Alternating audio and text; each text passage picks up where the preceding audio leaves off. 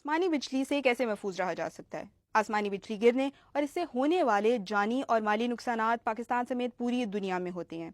Director PMD Zaheer Abbas के मुताबिक इस बिजली में 300 मिलियन वोल्ट करंट मौजूद हो सकता है, लेकिन इस 300 मिलियन वोल्ट के करंट से कैसे महफूज रहा जा सकता है, इस बारे में पीडीएमए और बीबीसी वेदर सेंटर ने कुछ हिफाजती इकदाम बताए हैं। सबसे पहले, अगर तूफान की पेशगोई की गई है या लेट से बारिश शुरू हो गई है तो खुले आसमान के नीचे जाने से गुरेज करें और खास तौर पर गोल्फ या मछली के शिकार पर ना जाएं। तूफान की सूरत में करीबी इमारत में जाने या बैठने को तरजीह दें। अगर बिजली की चमक देखने और बादलों के गरज की आवाज में 30 सेकंड से कम का वक्फा है तो ये खतरे की इलामत है।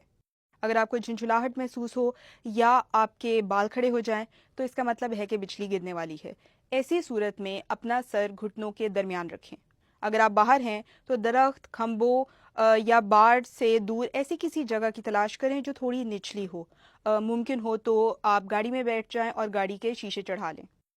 याद रखें कि लकड़ी के कमरे, अकेला दरख्त या बगैर छत के गाड़ी आपको महफूज नहीं रख सकते। तूफान के दौरान छतरी या मोबाइल फ़ोन इस्तेमाल ना करें।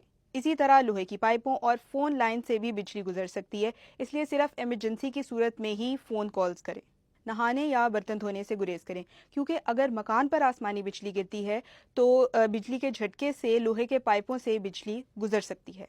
तूफान के कम अज कम 30 मिनट तक बाहर निकलने से गुरेज करें। इन केस अगर किसी पर आसमानी बिजली गिर जाती है तो फौरी तौर पर एम्बुलेंस को कॉल करें, क्योंकि इस शख्स को फौरी तिब्बी इमदाद की ज़रूरत है। इस शख्स को आप हाथ लगा सकते हैं।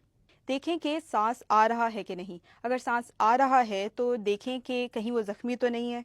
जिस शख्स पर आसमानी बिजली गिरती है तो उसके जिस्म पर 2 जगह पर जलने के निशान होते हैं।